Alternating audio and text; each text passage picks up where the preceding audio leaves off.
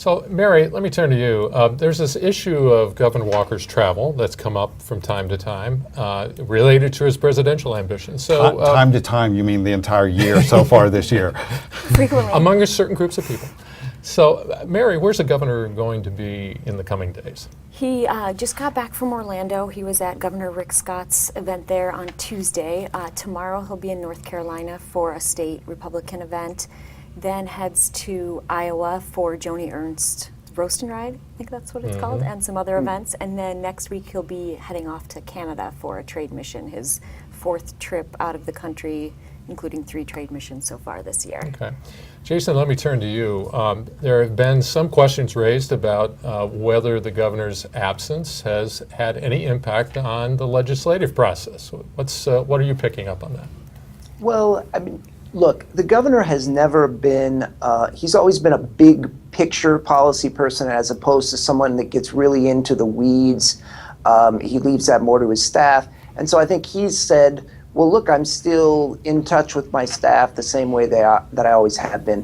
What I do hear from Republican lawmakers, though, is that it can be very important for when a governor or his representatives go to a lawmaker and say, look, your governor, you're a Republican lawmaker, your Republican governor wants you to vote for this budget.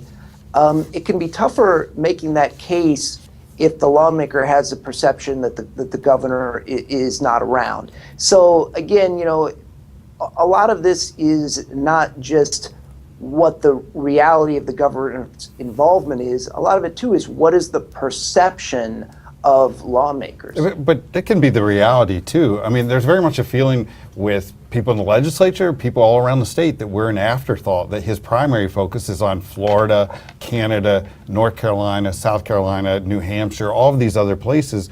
And, you know, the governor traditionally has called legislators in and said, you need to get this done. And he's been largely absent on the Bucks Arena proposal. When you say the governor, traditionally, do you mean Governor Walker or governors in general? Governors in general. I mean, Okay. that's the power of the office. Has that been Walker's sort of way of operating? When the governor's not a floor beneath you with the threat of calling you in and saying you need this done, legislators start looking out for their own interests. And so some of these votes that they're being asked to make are some tough votes. Do I cut the budget for my local school district or not?